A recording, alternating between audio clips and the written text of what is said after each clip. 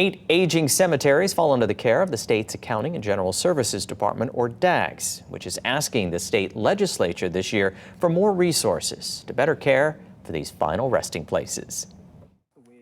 You would know it from looking at it, but this is a cemetery and an example of a state-owned cemetery that suffers from a lack of funding to care for it. When you walk around these cemeteries and you see the condition of these cemeteries, it is heartbreaking. DAGS Director and Comptroller Keith Regan surveyed the condition of the Hanapepe Cemetery on Kauai, one of 8 cemeteries under his department's care.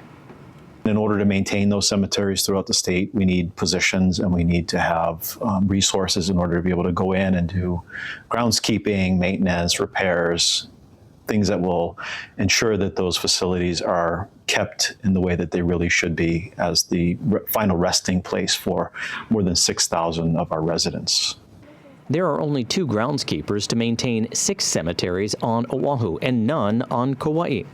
Regan requested $1 million from the legislature this year to fund 2 groundskeeping positions and hire a contractor to upkeep the lands.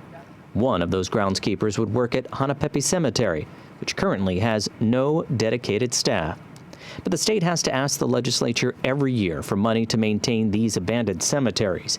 Now lawmakers are looking at a different approach to better care for these neglected places. Maybe the better approach would be funding a trust fund for all of these cemeteries, and the trust fund would be leveraged and used to fund the operations. So then that way that becomes a lot more predictable. It's a one-time ask that we could fund the trust fund. Without enough funding, these cemeteries turn into crime scenes. Vandalism, there's theft, and nobody wants that for a cemetery, especially if they have loved ones there.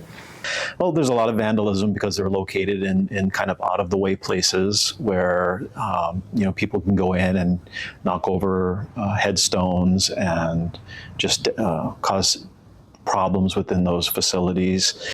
While these aging cemeteries wait for additional funds for more maintenance and personnel, another idea being talked about is having a nonprofit take over these hallowed grounds so they can be properly cared for. We have to honor their lives in a way that is respectful, and to have these cemeteries fall into disrepair is just inappropriate.